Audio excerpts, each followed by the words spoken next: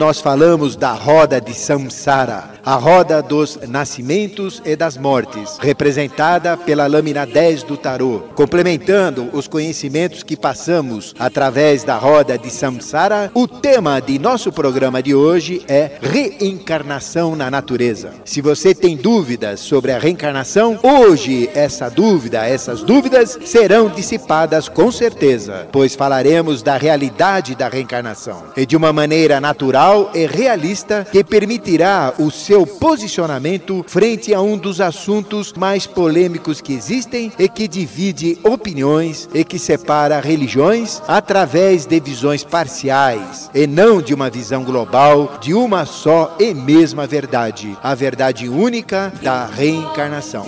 Popularmente, reencarnação significa a ação de voltar à carne. Mas os conhecimentos da sabedoria iniciática das idades dizem outra coisa. Reencarnação é a volta à forma. Nós vivemos nos mundos das formas. E tudo o que conseguimos entender e captar pelos 5 sentidos tem forma. Existem 4 experiências ou 4 reinos de formas. As formas do reino mineral, as formas do reino vegetal, as formas do reino animal e, por fim, as formas do 4º reino, o reino hominal. A reencarnação ou volta à forma existe nos 4 reinos evolutivos. E a volta à forma imprime constantemente na experiência evolutiva uma melhoria, um aperfeiçoamento, uma evolução. A reencarnação ou volta à forma já existe no reino mineral. As reações químicas de oxidação e de redução na natureza reciclam naturalmente todos os materiais e os compostos da crosta terrestre. O gás carbônico é constantemente assimilado pelos vegetais, que ficam com o carbono, nutriente orgânico, e liberam o oxigênio, para que nós, humanos e animais, os animais da natureza, respiremos esse oxigênio, que é levado pelo sangue em nossas células para eliminar o excesso de carbono ou material orgânico e ser expelido como gás carbônico para novamente ser assimilado pelo vegetal no grande ciclo da vida. Os 2 principais gases do metabolismo da vida, o gás carbônico e o oxigênio, constantemente estão morrendo e constantemente estão nascendo na natureza. Saem da forma e voltam à forma continuamente em seus ciclos de vida. A água, o líquido da vida, constantemente muda sua forma líquida, evapora, se utiliza em gás, em vapor, em nuvens, para depois novamente voltar à forma como água através das chuvas. E o cristal pode ser quimicamente dissolvido, desaparecer da forma sólida, colorida e facetada, dissolver-se e virar líquido, e depois, pela recristalização, voltar à mesma forma linda, facetada e colorida na reencarnação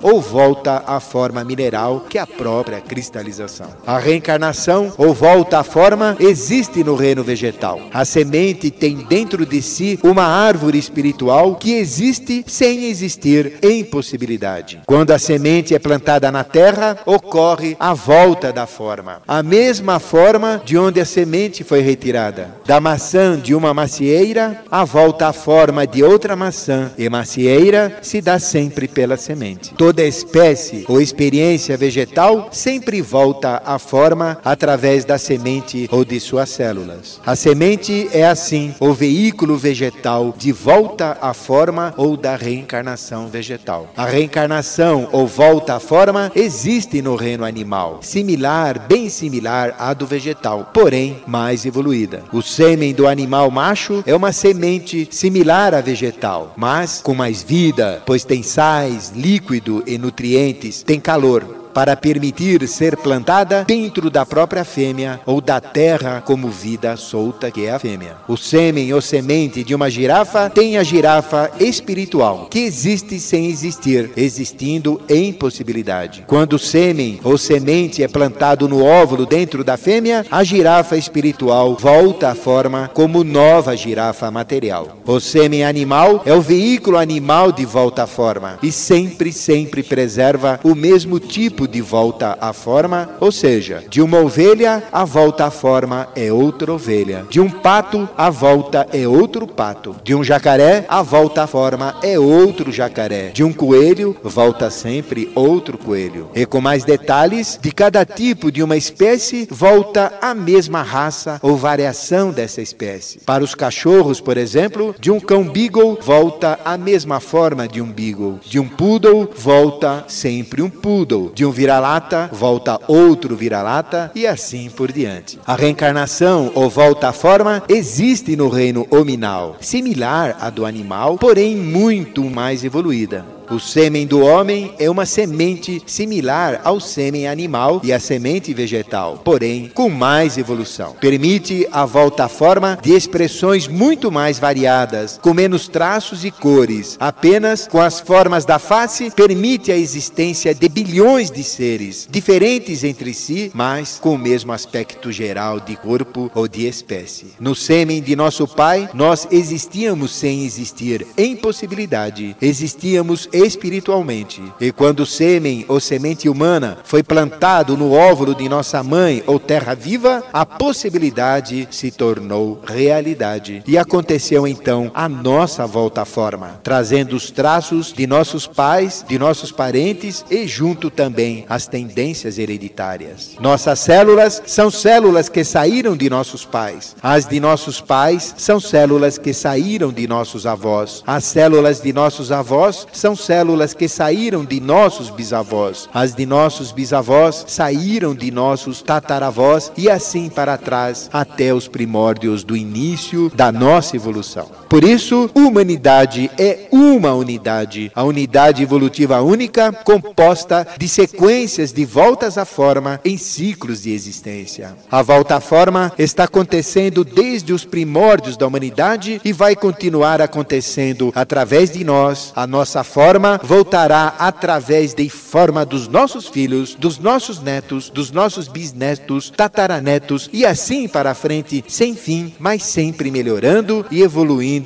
na própria experiência humana. A reencarnação é, na realidade, uma volta à forma contínua, sem parar, e existe no reino mineral, no reino vegetal, nos reinos animal e no hominal. A verdadeira teoria de Darwin, que ninguém entendeu na época, a teoria da evolução das espécies. Nós, como somos e como estamos, nunca voltaremos, pois a evolução não para, mas a nossa essência sempre voltará, e cada vez que voltar, assumirá uma nova experiência de forma e sempre relacionada à experiência anterior. Hoje é o dia de você entender o grande mistério e a polêmica da reencarnação. O mistério da volta à forma, da vida na morte e da morte na vida. A trajetória de retorno após a morte, o que acontece em outras dimensões, os mecanismos reencarnatórios ou de reformação, a ação de reformar ou de dar uma nova forma, uma forma melhorada, uma forma aperfeiçoada a cada novo ciclo de vida. Por isso, o Daniel já está com o telefone 253-5336, 253-5336 em aberto para passarmos os conhecimentos sobre a reencarnação na natureza. Querido e querida ouvinte, como funciona a reencarnação na natureza? Se a reencarnação é uma volta à forma natural, por que será que ela é tão polêmica? O homem volta à forma sempre como homem, a mulher sempre como mulher, ou existe uma troca constante de experiência, ora como homem, ora como mulher? Como é que funciona? Como se dá a volta à forma? Como ela acontece? O que é a hereditariedade? O que vai voltar à forma? Será que é o corpo? Será que é a alma? Será que é o espírito? Um vegetal pode voltar à forma como animal, o animal como ser humano, um ser humano como um anjo? E o que provoca essa volta à forma? Quanto tempo será que nós ficamos no astral? O que acontece no mundo astral? Onde ficamos entre uma morte e um novo nascimento?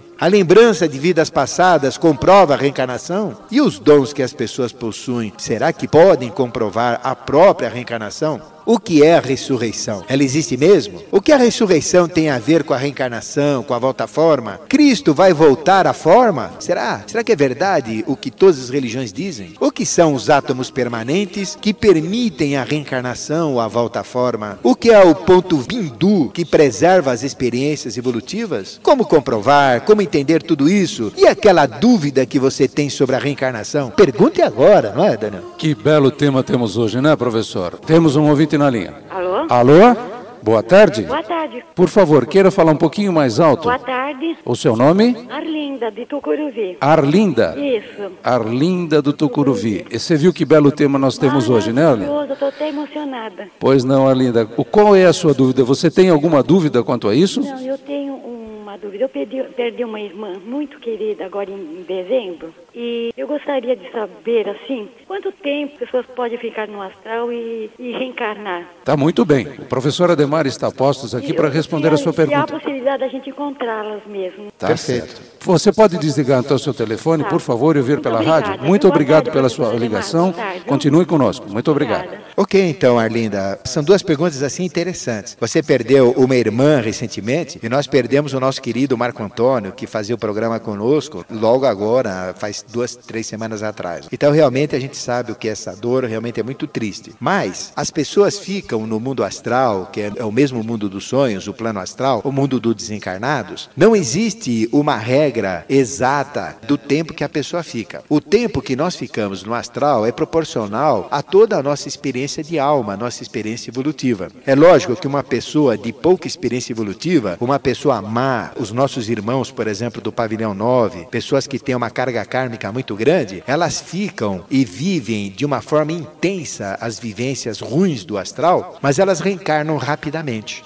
Porque no astral, o tempo não acontece nas dimensões que acontecem na Terra. Então, falar em horas, falar em dias, meses, anos, séculos, isso é muito relativo. Porque o astral, ele funciona na base da intensidade de emoções que a gente vivencia no astral. E não propriamente em tempo. Porque o tempo no astral é totalmente diferente do tempo aqui na Terra. Não existe o dia e a noite como nós entendemos. Existem os efeitos do dia e da noite. Mas o tempo é totalmente diferente. Por exemplo, uma pessoa de nível médio, de boa espiritualidade, uma pessoa que tem uma religião, que segue princípios de ética, princípios de moral, ela tende a ficar no astral, às vezes até o equivalente a 2000 anos do nosso tempo físico. E ela pode ficar também 200 anos, pode ficar 100 anos, como pode reencarnar rapidamente. Não existem regras. O que determina é o compromisso que a pessoa tem com o processo evolutivo. Uma pessoa que erra muito, volta logo. Então, pessoas que são criminosas, pessoas que cometem muitos crimes, voltam rapidamente para a Terra. Mas o tempo que ficam no astral é uma eternidade, proporcionalmente aos sofrimentos que ela vai ter lá, nesta dimensão. Agora, as pessoas que, por outro lado, são espiritualizadas e que demoram centenas de anos para voltar, o tempo passa muito rápido, porque como elas são boas, elas ficam na dimensão astral, nas regiões ruins, por um pouco tempo, passando para boas regiões. E aquelas boas regiões do astral dão uma impressão de que o tempo passa rapidamente, que equivale ao Devakan, a um estado de céu.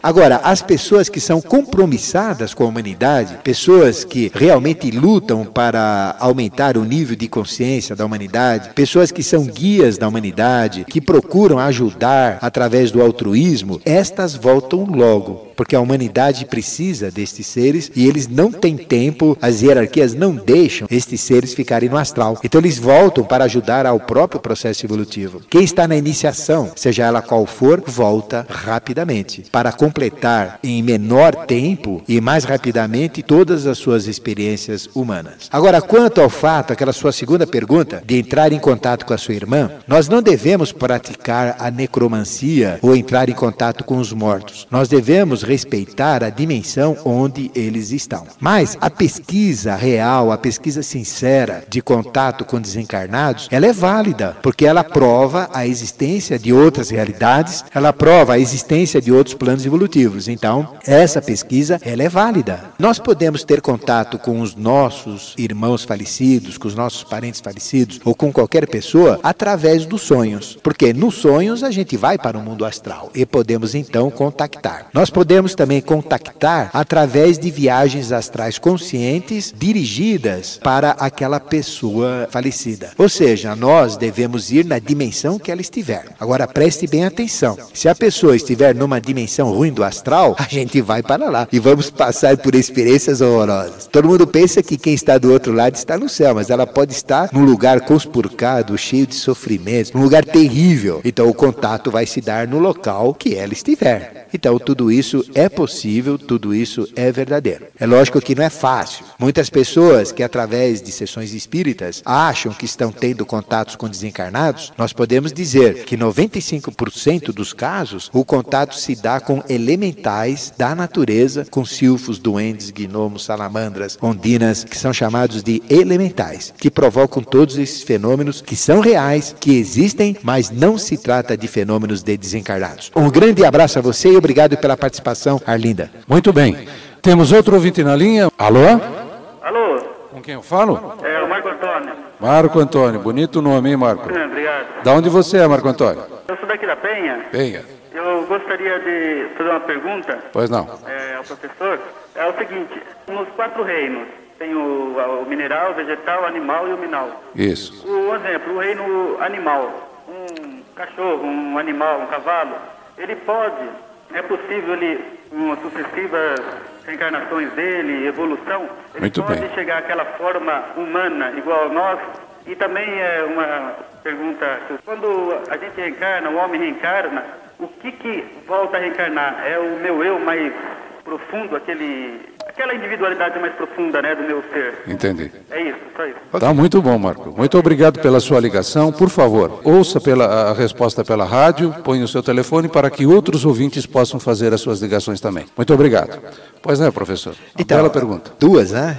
O pessoal hoje está vindo de dupla, né? Cada um com duas. Tudo bem, vamos responder. Bom, primeiro, sobre o fato de um animal adquirir uma experiência humana, sim, realmente é possível. Não existe aquilo que as pessoas afirmam, que na outra encarnação foi um cavalo, foi um urso, foi um jacaré, ou então foi um pato e continua sendo um pato nessa vida, sendo enganado pelos outros. Isso tudo não é realidade. Mas a mesma essência espiritual que anima a vida de um cavalo pode fazer com que esta essência ela não impulsione mais a vida de uma experiência tipo cavalo, mas passe a animar a experiência de um ser humano. E é lógico que quem nascer nessas condições vai ser um humano muito primitivo, vai ser um humano assim no início de seu processo evolutivo. Nós podemos dizer isso. Então, é perfeitamente possível a mesma essência que anima um vegetal em um processo reencarnatório evolutivo imprimir vida a um animal. A mesma essência de um animal imprimir a vida a um hominal. Isto faz parte do processo evolutivo. Isto não quer dizer que o animal está evoluindo, está se transformando no homem, em absoluto. O que eu quero dizer é que a mesma essência pode animar outra experiência. E a experiência vai ser sempre primitiva no reino seguinte, porque não tem nem condições de ser uma experiência rica. Este ser ele vai passar durante muito tempo para adquirir evolução. É muito comum os animais caseiros, que têm muito contato com o ser humano, os animais que são treinados em circo, os animais que adquirem práticas através do condicionamento, não é pelo processo mental, mas pelo condicionamento animal, pelo instinto, adquirir condições de virem a assumir um corpo humano. Não que o animal se transforme em homem, nunca, mas a mesma essência espiritual que anima aquela vida animal pode vir a animar uma vida hominal. Perfeito? Esta é a primeira. Agora, o que reencarna, você falou muito bem, Marco Antônio, o que provoca a reencarnação é a nossa essência espiritual. Ou seja, hoje eu estou aqui como Ademar Ramos, este que está falando para você. Mas na outra vida eu era Benedita, na outra eu era Fu Manchu, na outra eu era Ling Pi, na outra eu era Hugo Vumba. Sei lá eu os nomes que eu tive na minha vida passada. A minha experiência atual é uma continuidade das experiências antigas. Mas aquela Benedita que eu fui, que eu já vivenciei como mulher, não é a Benedita que está aqui falando. É a mesma essência espiritual que animou uma experiência chamada chamada Benedita, numa vida passada, é a mesma experiência atual que está animando a minha vida. E o transpasse das experiências são passadas para nova experiência. Nunca a gente vai voltar, ou seja, você, Marco Antônio, o ouvinte que está nos ouvindo, ele nunca vai voltar como você é, mas a essência espiritual, o seu eu crístico, a sua centelha divina, o seu espírito que anima essa experiência que você está vivendo agora, esse sim volta. E quando ele volta numa outra forma relacionada aos agregados evolutivos que você teve nesta vida. Funciona assim. Muito obrigado pela sua participação, Marco Antônio, e um grande abraço a você. Parece que tem mais um ouvinte na linha. Boa tarde.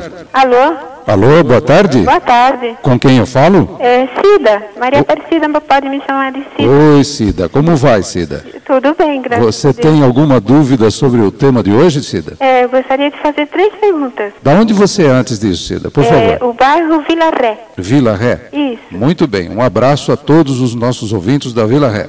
Obrigada. Pois não, Cida? Professor? Sim, pode fazer. Eu estou assim com muita saudade do Marco Antônio, muita saudade. Nós também. Mas ele está ouvindo a rádio, com certeza. Está torcendo para o nosso sucesso. Bom, né?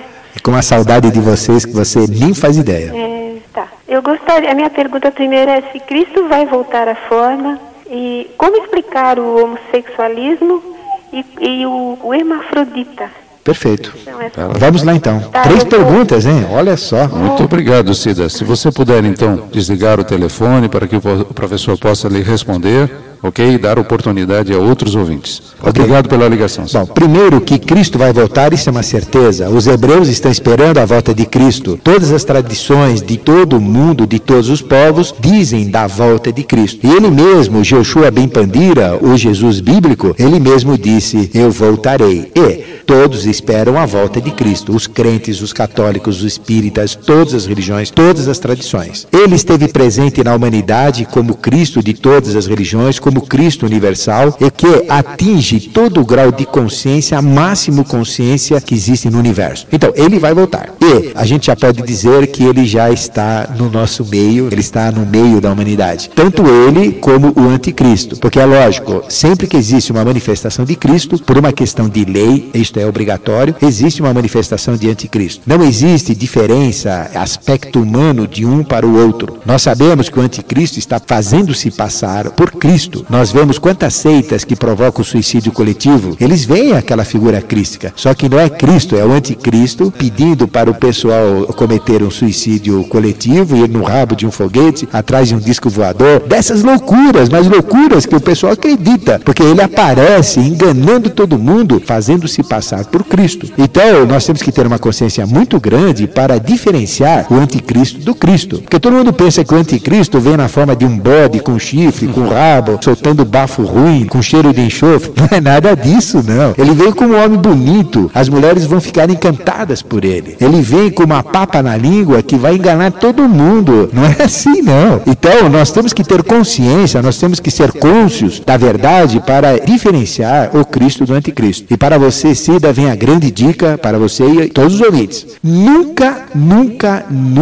se fie na aparência de nada. Ele pode aparecer como um ser de luz, bonito de morrer, cheio de poderes, de propriedades. Fie-se, confie antes, analise, pense bem naquilo que ele induzir você a fazer. Se for errado, pode crer que é anticristo. O importante é você ter consciência do que é certo e do que é errado. Porque às vezes eles são tão inteligentes que eles conseguem enganar a gente, fazendo aparecer que o errado é certo e que o certo é errado. Então nós temos que ser inteligentíssimos para vencer esta maia de Cristo e de anticristo. É lógico que o Cristo vai vir com uma mensagem ótima, uma mensagem de amor, uma mensagem fraterna, uma mensagem evolutiva ligada a valores de ética e de moral. Mas ele vem não como um ser bonzinho. Este ninguém vai crucificar. Este vai crucificar é aos outros, porque ele vem com aspecto de rigor. Ele vem colher o que foi plantado há 2000 anos atrás. Bom, quanto ao homossexualismo, o homossexualismo, ele já existe na natureza. O homossexualismo, ele existe no reino mineral, ele existe no reino vegetal, existe no reino animal e existe também no reino hominal. Se ele existe no reino hominal é porque já existe nos reinos anteriores. Todas as ligações metálicas, as ligações bicomponentes, por exemplo, o latão, que é uma ligação de zinco e cobre, é uma ligação homossexual. O álcool em suas ligações, o éter em suas ligações químicas, na química orgânica, tem uma ligação homossexual. Então a ligação homossexual, ela existe na natureza dentro do processo do sexo oculto e do sexo ligado à química oculta. Então, o homossexualismo, existem dois tipos. Existe um homossexualismo que é por uma depravação, que é por uma deturpação da própria pessoa, e existe um outro ligado a fatores glandulares, a fatores endócrinos ou de secreções hormonais. Lógico que o de fator endócrino, o que é ligado a fatores hormonais, ele está ligado a um processo kármico. Então, é um homossexualismo kármico ligado a todo um processo que não cabe a nós, ocultistas, julgarmos e condenarmos. Ele faz parte da natureza.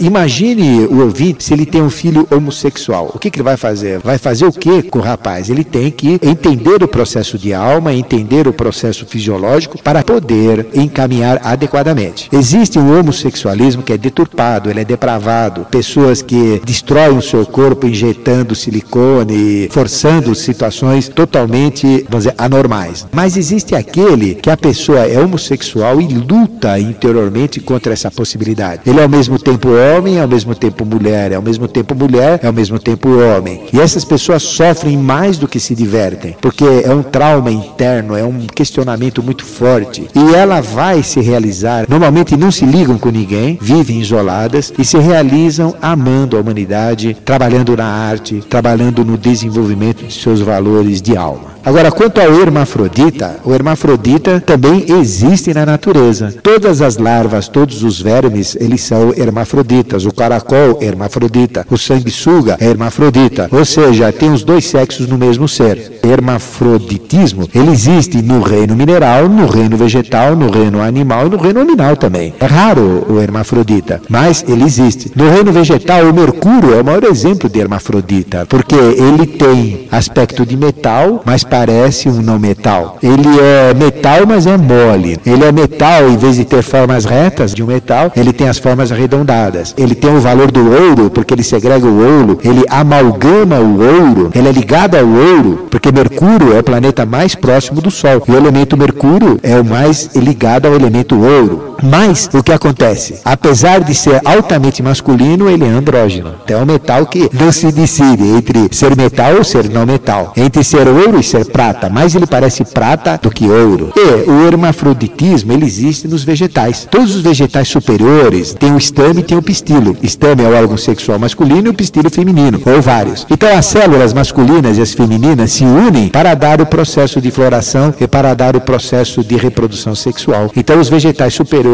também são hermafroditas e também são andrógenos. E todos nós, seres humanos, não é, Daniel? Ao longo do tempo nós seremos andrógenos também. Ou seja, quando nós ingressarmos no reino angélico, ou o nosso impulso espiritual permitir com que nós participemos de uma vivência angélica, nós seremos andrógenos. Daí vem a expressão discutir sexo de anjos. Que anjo não é nem homem nem mulher, nem masculino nem feminino. Ele simplesmente é andrógeno. Muito obrigado pela sua participação e um grande abraço a você, Cida. Bom, Daniel, o nosso programa está chegando ao fim.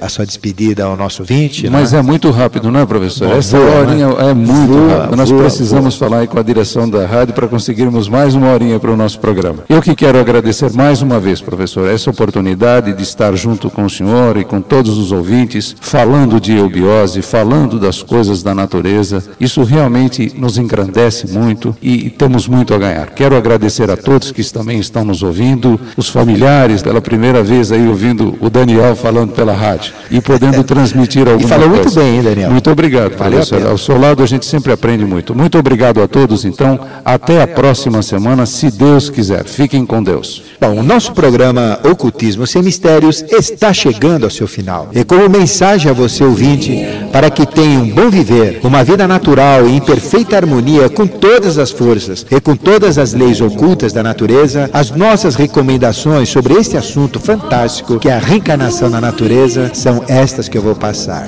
Antoine Laurent Lavoisier, pioneiro da bioquímica e fundador da química moderna, cometeu um erro. Entrou na política na dura época da Revolução Francesa e, como não era um bom político, não sabia viver no meio deles, acabou na guilhotina em 1794. Esse foi o erro de Lavoisier. Mas, na bioquímica, ele só acertou, e na química moderna, mais ainda, e nos deixou o grande ensinamento. Na natureza, nada se perde, nada se cria, tudo se transforma. Ou seja, tudo se transforma ou muda constantemente de forma. E essa volta à forma é a reencarnação, como explicamos no programa de hoje. A Terra é um sistema fechado. Nada sai da Terra, nada entra na Terra. O reino mineral sustenta o reino vegetal. Os reinos mineral e vegetal sustentam o reino animal. Os reinos mineral, vegetal e animal sustentam o nosso reino hominal. No sistema fechado, nada se perde, nada se cria, tudo se transforma nos metabolismos e nos ciclos da vida. Quando suamos, a água que compunha nosso ser se evapora e é absorvida pelos vegetais, pelos animais e pelos seres humanos. A água mais pura que nós bebemos já pertenceu a outros corpos vivos no passado de milhões de anos. Pertenceu a vegetais pré-históricos, a dinossauros e a homens da caverna. O corpo humano é constituído de cerca de 85% de água, ou seja, se nós espremermos um ser humano, 85% vai ser líquido, vai ser água. E quando as pessoas morrem, a sua água de seus corpos evapora e depois se precipita através de chuvas para alimentar novamente a vida. Bilhões de pessoas já viveram e já morreram em nosso mundo. E bilhões de litros de água que constituíram pessoas evaporaram e se condensaram para compor novos seres e novos corpos. A decomposição dos corpos nos cemitérios liberta a água para voltar à forma, para ser absorvida novamente por nós, para permitir a volta à forma de novos corpos. A umidade no ar que respiramos é suor de outras pessoas, é água liberada de nossos corpos vegetais, de vários corpos vegetais, animais e de seres humanos em decomposição, presente no ar atmosférico, para a nossa composição e formação de novos corpos. Essa é a realidade. Não aceitar a volta à forma é não aceitar essa realidade. A realidade de que na natureza nada se cria e nada se perde, tudo se transforma. Esta maneira é uma maneira dura, mas real e verdadeira, necessária para entendermos o óbvio, a transformação e a evolução contínua dos reinos, a volta à forma e, portanto, a reencarnação na natureza. Querido e querido ouvinte, medite no que falei. Seja naturalista, respeite o ecossistema, a ecologia, a natureza. Você é parte integrante deste processo. Por isso, respeite e valorize a sua vida, expressão contínua da volta à forma. Você é a forma transformada dos reinos anteriores e você tem a capacidade divina de transformar, de mudar a forma, de criar, de inovar. Desperte a criatividade em sua vida. Mude sua forma de ser, mude sua forma de pensar, sua forma de viver. Mude para melhor, para viver com saúde, alegria, prosperidade. Você é dono, você é dona do seu destino. Mude para melhor. Transforme essa experiência de volta à forma numa experiência consciente e gratificante. Obrigado a você, Arlinda, ao Marco Antônio, a Cida, a todos os ouvintes que ligaram para nós. Tchau, gente.